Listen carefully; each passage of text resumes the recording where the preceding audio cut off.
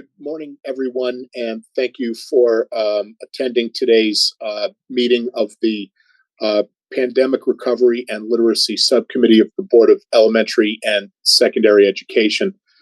This was a special ad hoc subcommittee formed by Chair Craven for the purpose of reviewing where the department's efforts have been and what best practices going forward can be in light of some of the rather disturbing data about the backtracking that we saw with the release of the 2022 MCAS results. In the 18 months following that, we have had a sequence of meetings where we have taken on topically a variety of the work that is going on and some of the best practices that have been highlighted in the field. We've brought in a number of people from outside the department, both practitioners in our state, academics from across the country, and many of the leaders of the effort on early literacy from within the department. So at this point, our goal is to create a summary of the information that we've gathered, make recommendations as a subcommittee, and promulgate that in a document that can be reported to the full committee, be available to the department and any other stakeholders who would take interest in the recommendations we have to offer. In June, we were provided with a tremendous amount of help from department staff, in particular, Catherine Tarka, who is with us today, as is Associate Commissioner Aaron Hashimoto. So we have a draft report of the Special Committee on Pandemic Recovery and Literacy, which we can use as a template as we make a determination of how best to communicate what we think we found from the meetings that we've had and the discussions that we've had over the last 18-month period. Another note is that the initial appointments to this committee were 4 members. Myself, Member West, who is with us right now, also Payman Rahanaford, who's not able to join us today, and Darlene Lumbos, who has cycled off the board. And so is no longer available as a member. So to give us the capacity to be a quorum and conduct business, Chair Craven is with us today. Also, I think very helpful to her and to us to have you to be part of sort of a capstone meeting and make sure that the direction that we're heading in is what you intended in the first place. So with that, I think we can dive right in. I have nothing but positive things to say about the report that's been presented to us. I think it's headed recording in progress. I think it's headed in the opening pages in a very clear way. It's usefully formatted, and the overall structure of this I think is helpful too, which is going sequentially as we did with the meetings in a narrative format. We're provided with a description of what we've seen and heard, and underneath that, some bullets for recommendations that we can set forward. It is not permissible when we get to the area of regulation and statute for the department itself or department staff to make any recommendations regarding things like, desired statutes or anything like that. But there's no such constraint on us as board members. So it would be incumbent upon us to add that if that's something that we're inclined to do on any given points. Also, I think we've covered a great deal, but I'm not even sure it's possible to be fully comprehensive if you really want to get into granular details. So if there's anything broadly overlooked or that needs further attention, this would be the time to address it, because my hope is at the end of the meeting, I'll be given some clear directives to go back with a redraft and then just have something for us to review and present. That's the overall goal. Marty, does that sound about right in what you were expecting to hear today? Yes, that sounds exactly right. And I share your quite positive reaction to the draft report that we've received, especially its clarity and structure. I think you just addressed in your remarks one of the comments that I wanted to make and questions I wanted to raise, which is that what became clear to me is that, as I read it, is that this is very much a report with recommendations to BESE about how to operate within the scope of its existing statutory authority.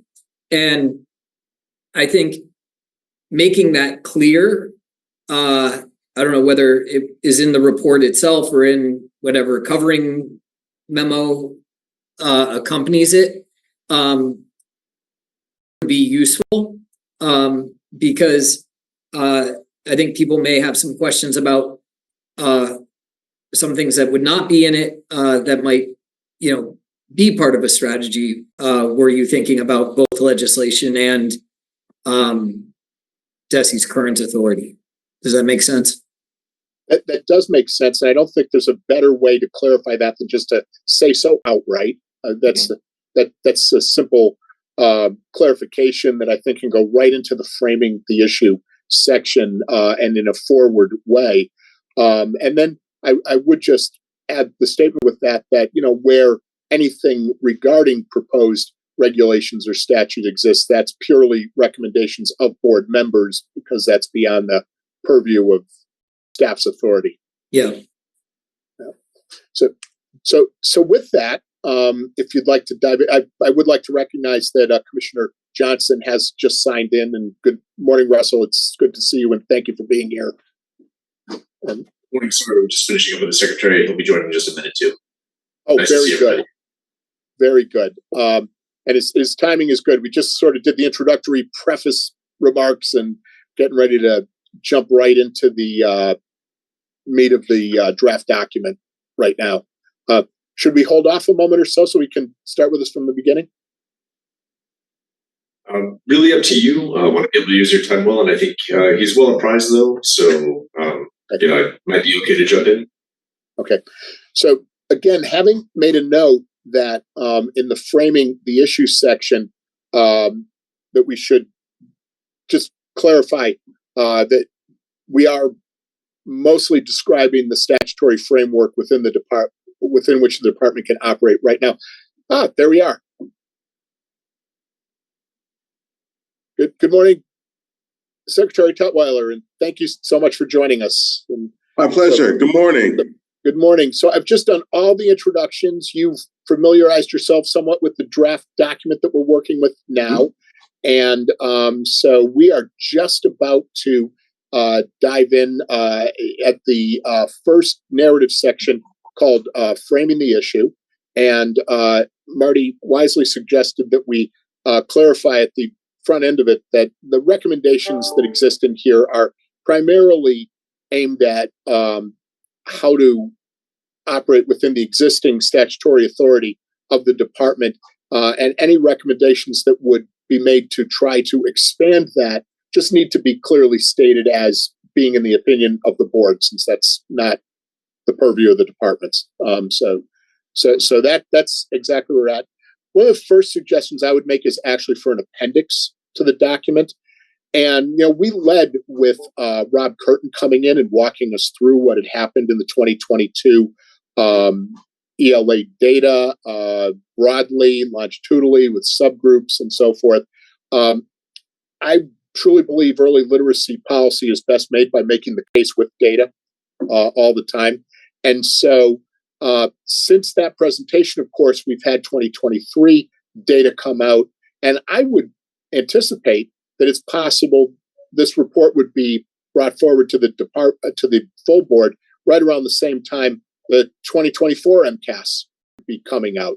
So, it might be a appendix of several pages, but I think kind of looking at what's happened with the data post-pandemic and being sure to look at specific subgroups where we've been focusing on gaps, and especially honoring our commitment to follow the racial equity decision-making tool, that I just think that would be a good appendix to put onto the document.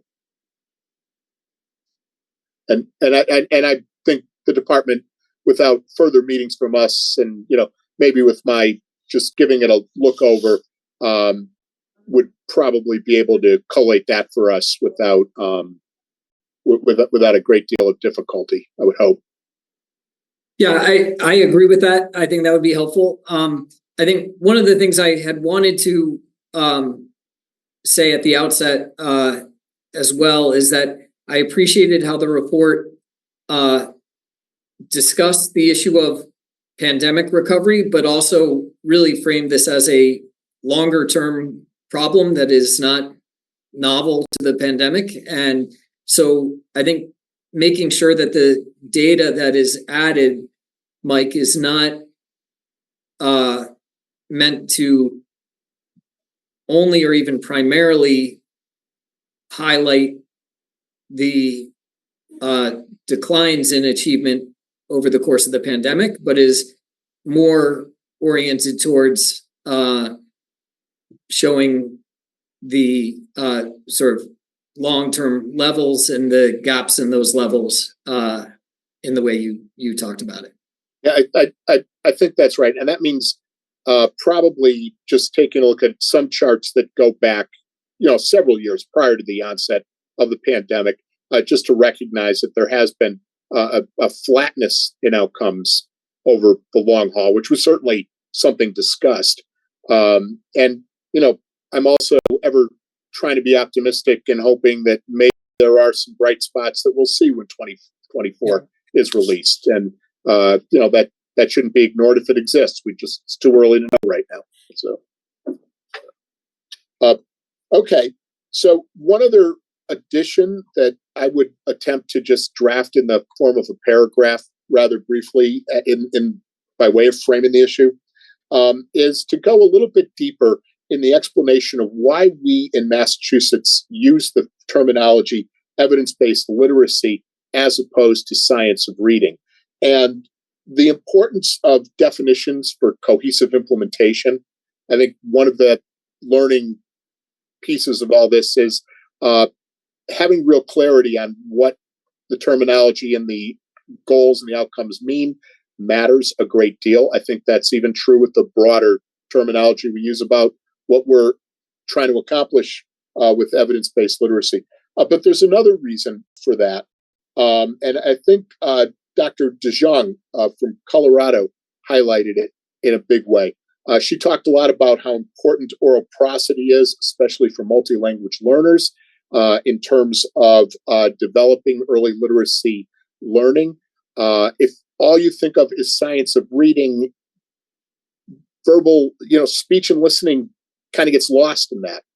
But if you talk about literacy, and if you go back and you look at our 2017 ELA frameworks, especially the guiding principles before you look at the K-5 structure itself, it's eminently clear the importance of writing and listening and speaking as a part of being a fully literate, educated person ready for work and career. So I think we use this terminology to honor that, to try to achieve that. Basically, we don't want just reading. We want it all. We want oral skill. We want good listening capacities, and we want solid writing skills as well. So I just want to say that at the outset in the framing of the issue, because I think it is an important part of how this issue is framed. And one other small takeaway, both from within comments over the course of this and outside, is the emerging importance of speech language pathologists in early literacy. Just to name that at some point, and maybe in the form of a recommendation beneath the framing the issues. I think one of the things we are learning is that a lot of children do come in with verbal, vocabulary, speaking challenges that are identifiable and addressable, and that is a field that actually contributes in a very important way to a child's ability to read successfully by the end of third grade, especially if their services are identified prior to pre-K in some cases and actually meaningfully delivered. So just sort of a shout out to the SLP field, I think, is a takeaway that I found that I think would be helpful.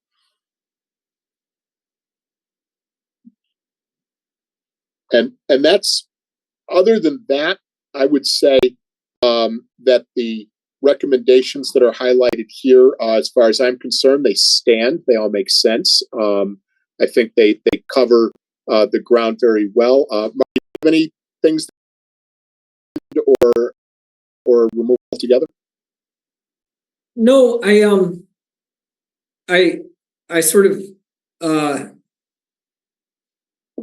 I shared my most important comments already. I think there was a section in the framing in the initial section, which I think is about framing, that talks about the original presentation from Camonia Burke that highlights areas where we're aligned to the sort of framework, and then mentions areas where we're not, but then doesn't actually articulate what those are.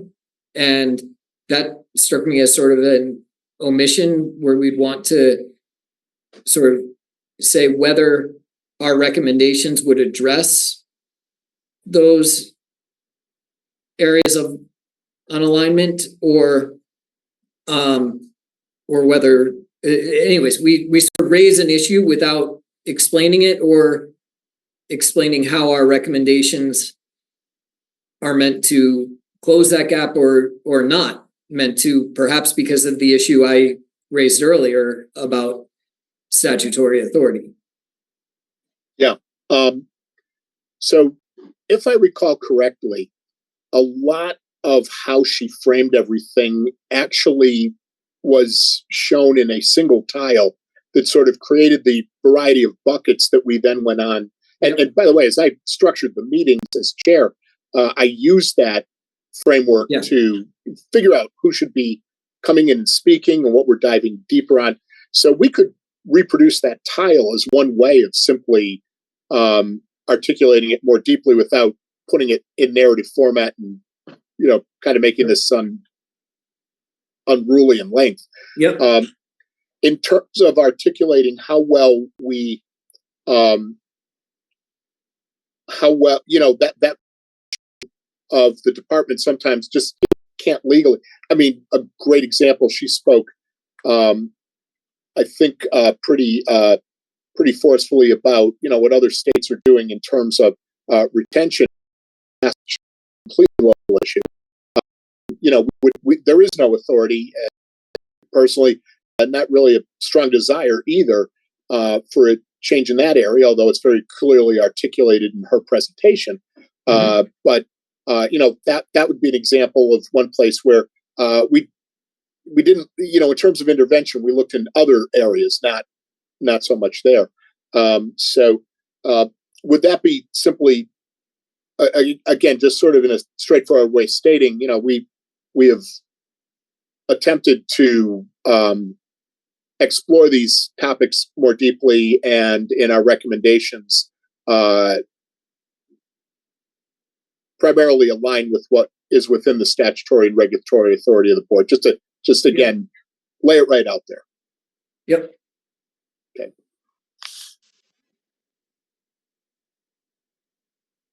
Whatever, you just pause for a second, and where there's these recommendations to add to the report, and if you don't mind, I'd just love to get Catherine's response about the description of evidence-based practices versus science of reading. Yes. The other change discussed. So, Catherine, any thoughts or reactions? Yeah, we've utilized the term evidence-based practice rather than science of reading since we started prioritizing these initiatives several years ago, because it's more specific to the types of practices we were trying to advance, and also just less divisive. They're maybe less so now, I'm not sure, but there was a time when the term science of reading was really firing up a lot of people in division with each other, and evidence-based practice is more widely accepted. So we can define that in the report, and we can briefly explain why we've chosen to foreground that term. Yeah. And then around the Excel and Ed recommendations, I think what I'm hearing is a desire to add a brief overview of where Massachusetts policy does and doesn't align with the Excel and Ed recommendations, and tie to where the special committee is making recommendations related to those any areas of misalignment. Yes. Yeah, got it. Great. Thank you. And again, Chair Craven or Secretary Tutwiler, do you have any input before we jump on to the following section about centering multi-language learners? None to add. Okay. Just my question on that piece, Catherine, that you just outlined, especially where the governor's initiatives on helping districts get to that point. Is there a lack of clarity in the field now that there's been, in the past year, I feel like there's been a lot of progress made towards acceptance of the science of reading? Is there too much room when you say evidence-based practices for other things to sort of sneak in there and detract? For us, I think it's practically, in a practical sense, synonymous. Okay. And actually, I might argue that evidence-based practices casts a wider net and can include more things like culturally sustaining practices, which are evidence-based. Those typically aren't thought of as part of the science of reading, but we're really trying to enhance culturally sustaining practices too. And so I think using that term allows us to cast the net and catch more of the things we want. But and I think, Member Moriarty added another word, which is evidence-based literacy, or, it's literacy versus reading that, Mike, you were sort of intentionally broadening. Yeah. And so as long as we keep the focus on literacy, then Chair Craven, I think it succeeds in not sort of opening up the discussion to. Yeah, that's my goal. Remain focused, but not overly telescoped. Got it. Thank you. So going on to the next section, centering multilingual learners. I will say, I think it was, and I will not claim credit for this, but I think it was a benefit to this committee that we took this topic on the front end rather than the back end, because I think it went on to inform a lot of other information and questions and sort of the path that the overall committee took. And I think that's very important because one of the important highlights of this is that the more we can use evidence-based practices, basically the third recommendation, so that we can better meet the needs of multi-language learners. I think that is a vital step. I think that is a place where, we're learning that even monolingual English speakers gain a great deal from exposure to language in early grades, other languages in early grades. That asset-based approach is actually one of the best practices that can come out of this. And I think it's articulated well in what already exists. So I'm not recommending any changes in this area. But happy to hear from others if they have any thoughts or desires to make some adjustments. No, I think what you just said is what I took away from the discussion. I think it is, I'll say it's not an area that I had thought of or been aware of prior to serving on this task force. And so I think I'm grateful for the opportunity to learn. Yeah. And I mean, one of the takeaways I speak of often outside of this is learning that you can be a former English language learner by the end of third grade. That, you've received services, but now you're in the mainstream scheduling, and that we count these kids as a subgroup, and that as a subgroup they perform as well and sometimes better than the general population. There is something in there that could be driving a lot of programmatic planning throughout the state. And again, I think that's what we are saying to policymakers across the state as written. So, okay. So seeing no one else jumping for further on that, way to nail it, by the way, Catherine and staff, that we're leaving that one be because it's got what we need. Preparing teachers to teach early literacy. And here we were looking at, the Ed Prep ecosystem. And The only thing I think I would want to lean on more strongly is to just press that we need sufficient resources to accelerate reviews under our new policy. And I think, the major development is, and it's listed here, is the release of the program standards last September that are going to drive how ed prep programs are reviewed as we move into the future. So, with that, it just, I would recommend that we should, certainly encourage additional resources to greatly accelerate the ability to review programs. There are 70 programs. When we had TPUSA do its work last year, which is what the committee reviewed, they were able to take on 6. Mathematically, we're looking at about 11 years if that were the pace we're going at. And I don't think that is necessarily the pace the department's pursuing right now. But, if it were something that could happen in 3 or 4 or 5 years, would be eminently better for the field, so that the children benefiting from it aren't like the children of this year's middle school students. That's kind of so basically my recommendation is just to say we need to accelerate, we need sufficient resources to accelerate reviews under the newly released policy. Just to add that as a bullet point. We could make some recommendations that regulations be amended to explicitly name key evidence-based literacy elements in the program review regulations. In some ways, I'm not sure. I'd rather discuss that than recommend doing it right now, simply because they're all there in the current program standards. We're doing what we say we want to regulate, and so to a certain extent, that's a lot of administrative effort to just sort of bless what we're doing anyway. The only benefit of it is that then for anyone in the future that wants to make policy about ed prep reviews, they've got to go through a regulatory process to stop engaging in named evidence-based literacy elements. So that would be the benefit of pursuing a regulation. So Marty or Catherine or Pat, feel strongly one way or another about that? It's an interesting point. It relates to my question about this section, which was the first recommendation is remain committed to the program reviews, which are based on new criteria. And then the second sort of says develop criteria. I assume that means additional criteria that would be part of the program reviews. And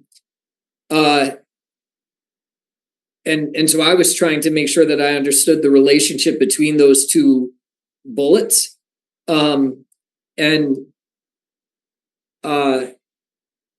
It relates to what you were saying, Mike, because once you regulate it, you couldn't develop new. You're talking about how it would be tying hands of people in the future who might want to undo what you see as positive changes, but does it also make it more burdensome for us to continue to be responsive? Yeah, as we learn. And, sorry, that was very long-winded.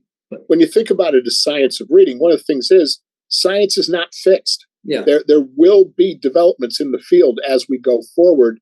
If we lock what's known best in 2024 in some kind of ember, that's at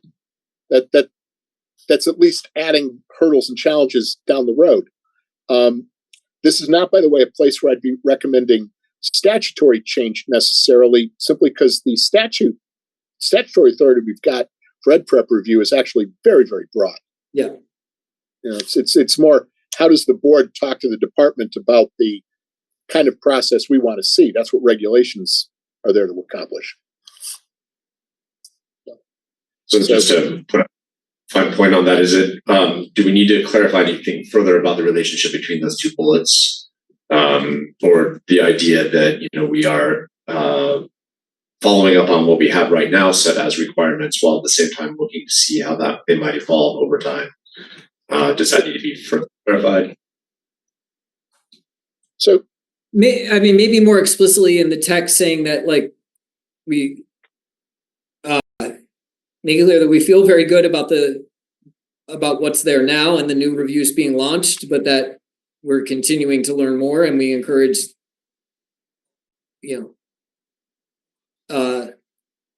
staying up to date. That Great. Catherine, I see your head. Just sort of explaining what seems like a tension if you just read those recommendations. Yeah, the word develop is confusing because we did already release criteria for these reviews. And so I hear you looking for a signal that they'll be continually maintained and kept up to date and adjusted as necessary as the process unfolds. Yeah. Which we have the authority to do that and wouldn't need a regulatory change to support that. Right.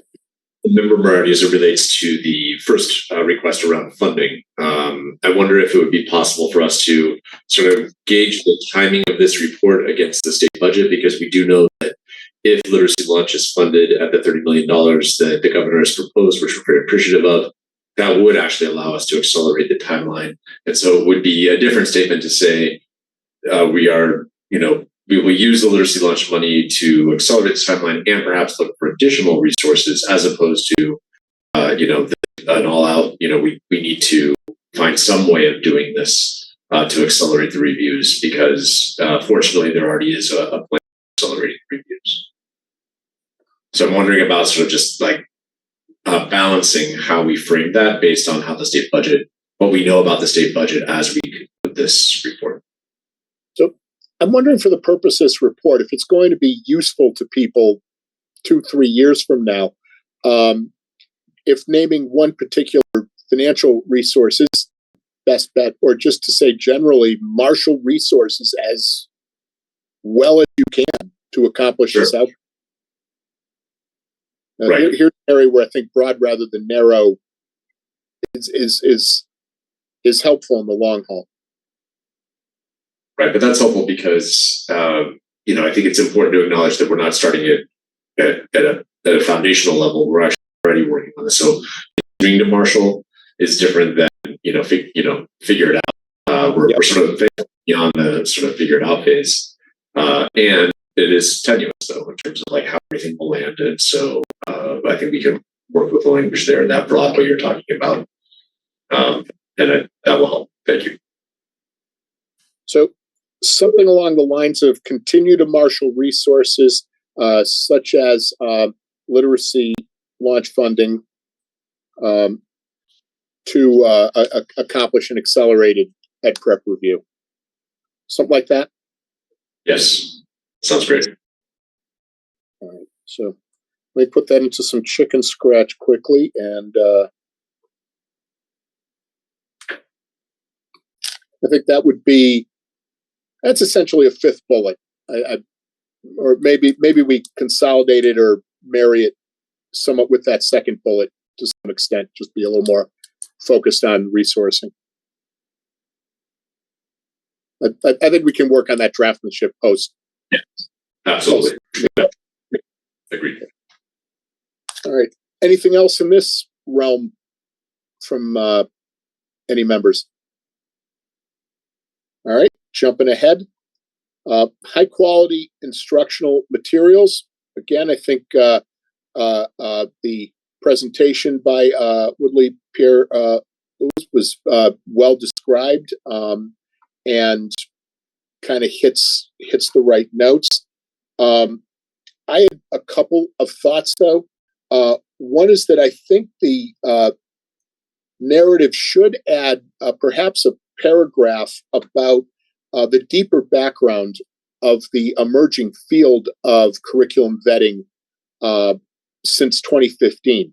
I think, as many of you know, prior to 2015, there was virtually nothing out there to provide states, districts, or schools with very much guidance about the various products that were out in the world.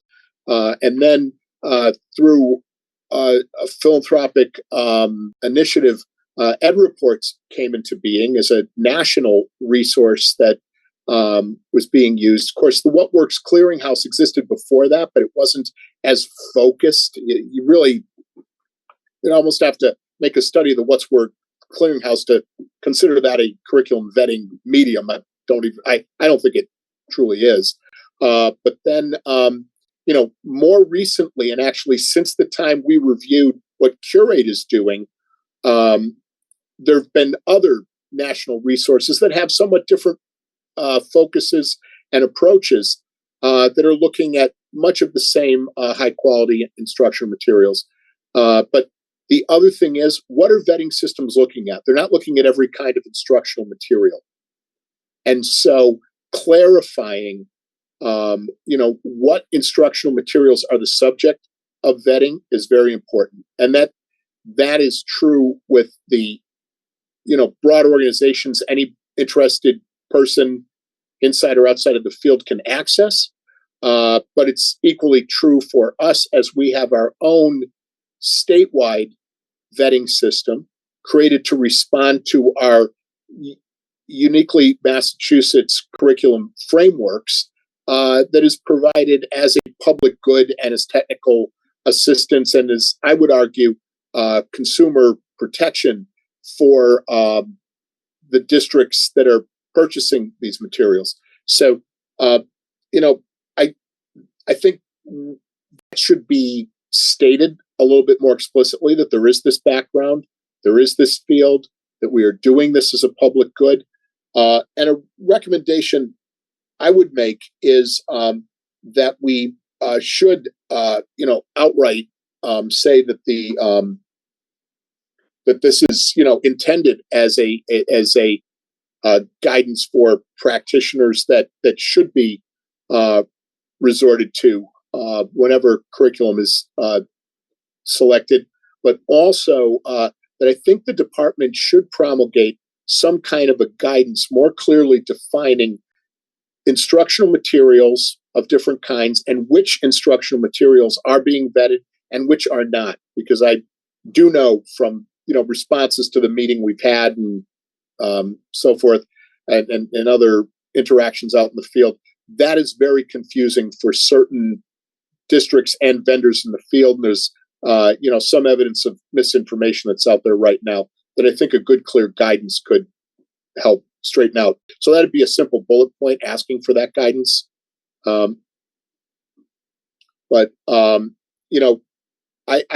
think, we say support and encourage districts to provide professional learning. I think we should also support and encourage districts to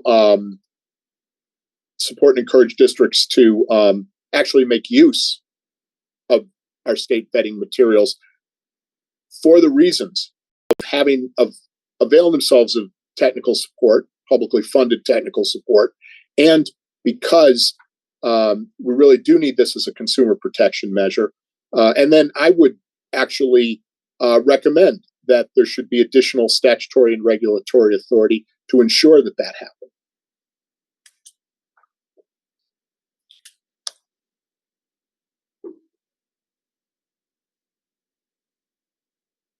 Thoughts on that?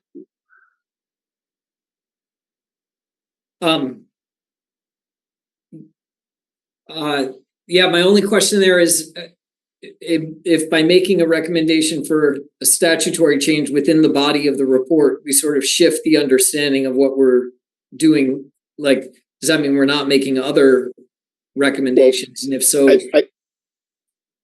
I think we can answer that by simply saying this committee recommends in the front of anything having to do with statutory or regulatory change, because that is outside of the purview of the department, as we would have stated when we added up front.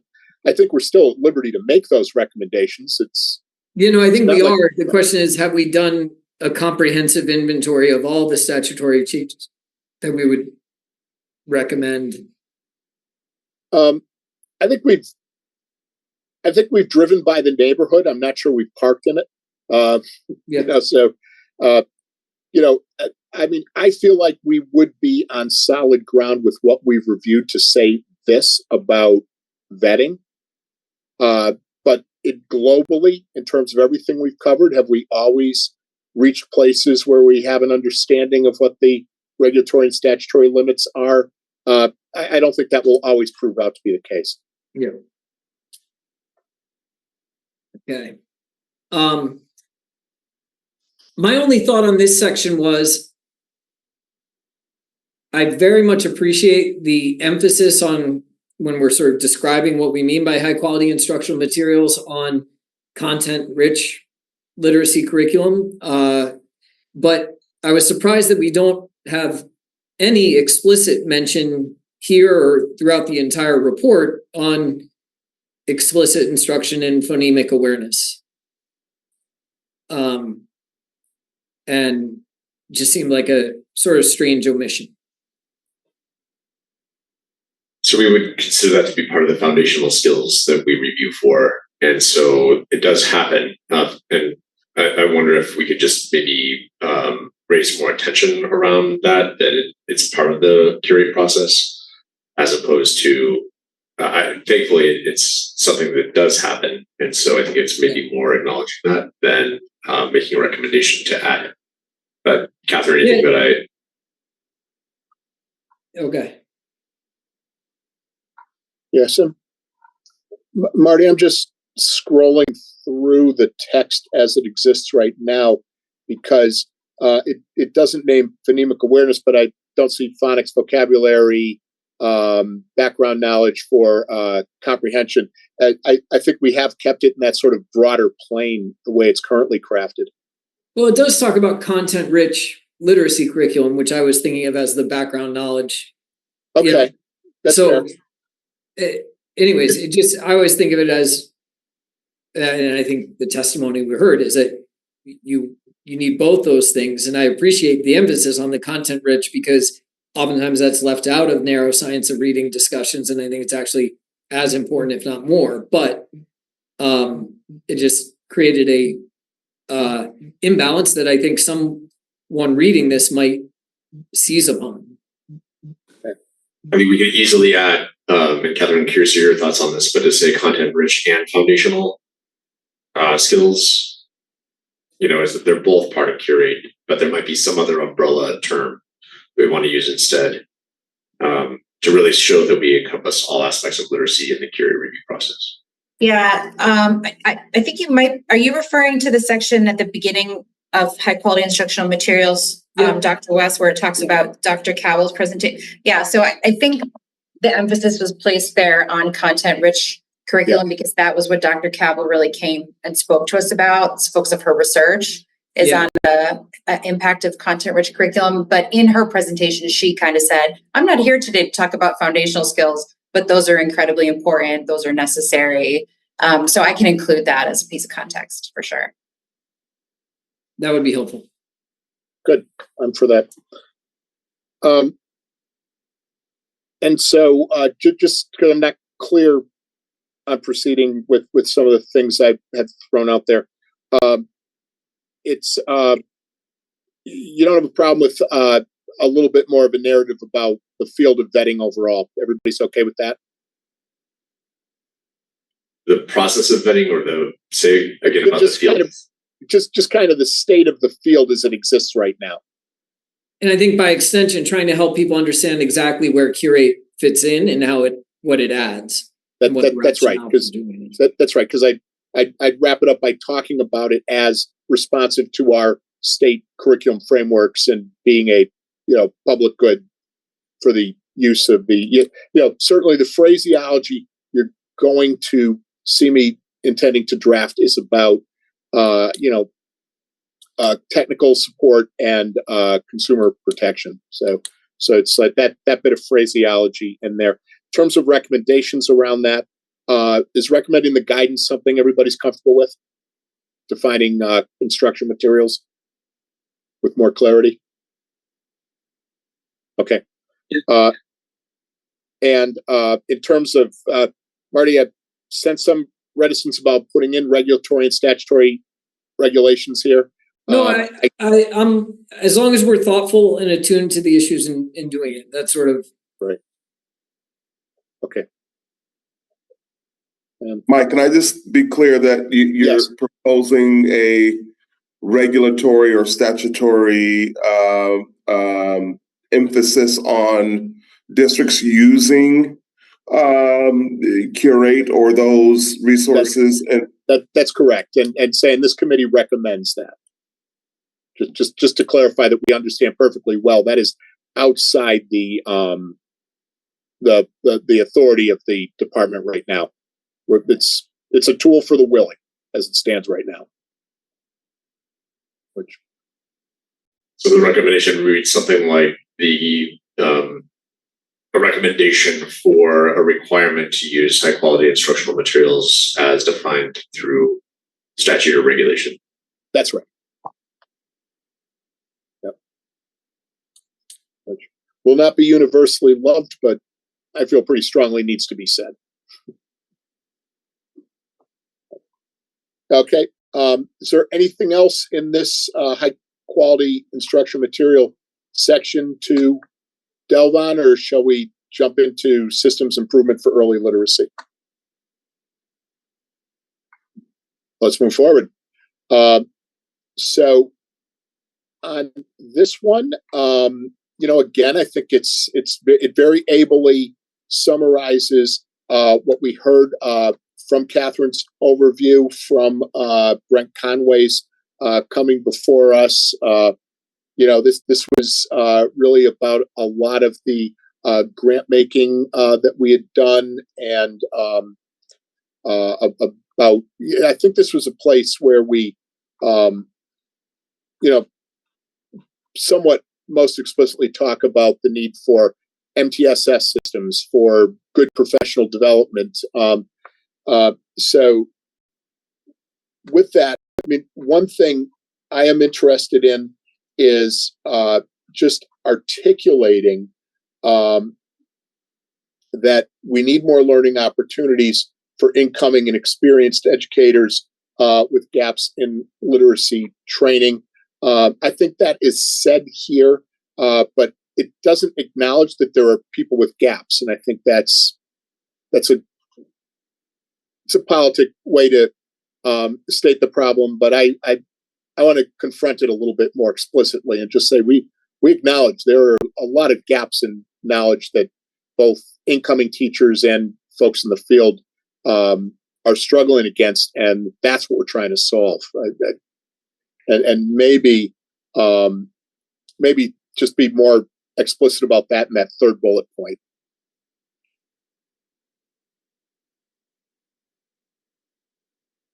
That would be all right. Okay. And something that, again, kind of nudged at and maybe just raised by myself in the course of some of the meetings.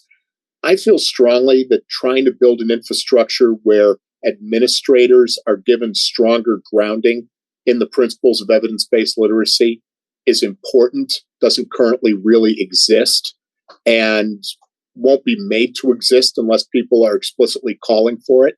So I'd like to add a bullet point explicitly calling for the development of some form of course of study or license endorsement for administrators, and especially principals and VPs lacking information in this area. They shouldn't simply be dependent upon their coaches or their vendors or their district personnel. They should have their own knowledge and capacity in this area. And I don't think that's universal at all.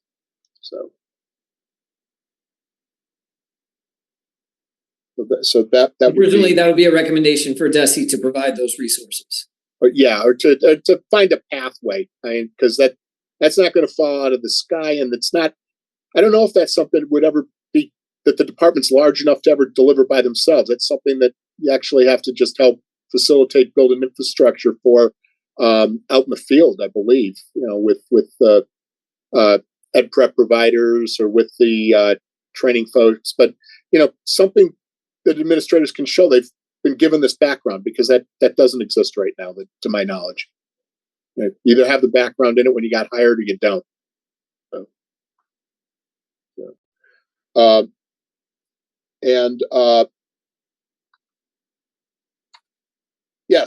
that would be in that area. Brett Conway talks a lot about district literacy plans, and so that is I'm correct. I'm not really seeing that here within the recommendations, and so I'd like to just lean into that a little bit harder in the narrative that it was spoken of, if I remember correctly. And I think, actually, I do remember correctly, because I think I asked Brent about it explicitly myself. Is this a thing to do? Is this a thing you recommend that we do? I want to translate that into saying so in the narrative and then just making a recommendation. But here's the trick with district literacy plans. We don't need another compliance document that people do because we've told them they have to. It's not worth doing unless it really is a foundational resource that helps a school and a district achieve the goals that they're trying to achieve. So, I actually don't know the sweet spot. It's like that.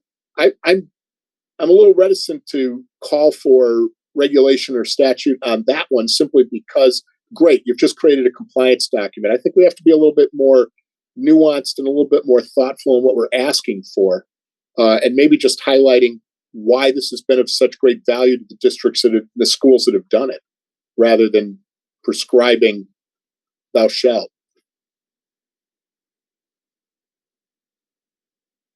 I think that's the right place to land and allow things to continue to evolve. I think between the Student Opportunity Act plans and its emphasis on evidence-based practices, the district improvement plans, the district literacy plans, I think this is a place for acknowledgement and then future evolution, but not recommendation just yet. Okay. I do think we captured in the narrative MTSS in that same way, which we know is actually an important implementation element. But again, I don't know what you could recommend here that would magically make everyone excellent at MTSS. I think there's already a tremendous amount of effort, and there's an office, and there's an awareness. And I think we already do highlight the awareness of it in here. So, but I don't want it to go unsaid how important that is. So, I would say, perhaps, Catherine, as we do one more pass to circulate a final draft, that might be something that give it a paragraph or highlight or, but I think that's more in narrative form rather than recommendation form, frankly. Yep. Okay. It is something that is, of high importance to us at DESE, part of our second strategic objective, really enhancing tier systems of support. So I don't think there'd be any harm in saying DESE should continue to, enhance supports for multi-tiered systems of support, because again, that really speaks to what we've articulated that we are very much attempting to do already. So I'm not concerned about adding a recommendation in that area. I think one more bullet point won't waste too much paper, so why not? It's that important to us that I think it actually should be. To really get this right is to make sure that we invest in MTSS, and this is an area where I would recommend that we do make this a bullet point. Okay, yeah, and really, I think with a recommendation and a little bit of emphasis in the narrative, it's just say it louder. I think that's really all I'm asking for. So. Makes sense. It needs to be said loud. Yeah. Marty, anything else in this area? No, this is one where I didn't have any original insights. Okay. And then I wonder I'm sorry, I want to circle back really quickly, if you don't mind, on the recommendation about the administrators. Would it be fair to say that the recommendation is for DESE to explore how, I think that would be a place where we would want to engage stakeholders more broadly, really understand what are the current requirements more specifically, and then perhaps bring a recommendation forward as opposed to knowing exactly what the recommendation will be. So I'd be in a comfortable slot with exploration at this point around that piece. Explore is a good word. I think that is the action verb, because there would be a lot behind this. I mean, really, the way I would formulate the best path forward is to look at retail as a kind of model for what you can do to expand deeper knowledge of a specific area throughout the field. But then how to do that for this in a way that is most efficient and effective. And we don't know the answer to that right now. it's not been done. It's not even been mapped out. So explores the right action verb. Excellent. Thank you. Okay. And with that, I had my notes, although multi-language learning was at the top, my notes are at the bottom. So I just want to make sure I didn't overlook anything. So I've covered all of my core notes at this point. One other formatting thing I would recommend is, I think, just a good schedule of the dates of the meetings that occurred and all of the people who participated and testified to us would be a very good thing to have. And of course, with thanks to each and every one of them, I want to be very mindful that nobody gets overlooked. I think they all offered a tremendous amount of expertise. They were very generous in providing their time to us. And, I think that really did make this a meaningful, well-rounded, robust exploration of the issue.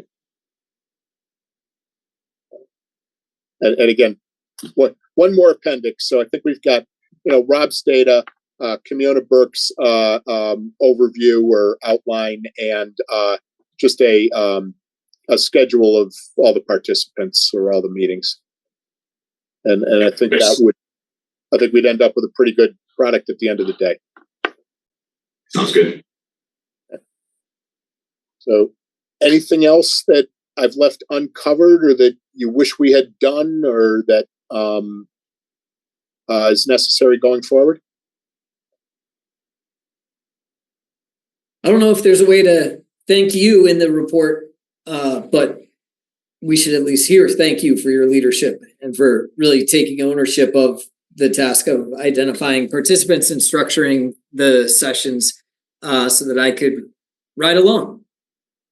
Well, appreciate that a great deal. It's actually, and Catherine, thank you for conceiving of the whole idea. I mean, this has been extremely helpful to me in my practice of being the guy who bothers everybody he encounters about early literacy. I think I can do it, at least with a deeper base of knowledge than I had 18 months ago. So thanks for making that happen.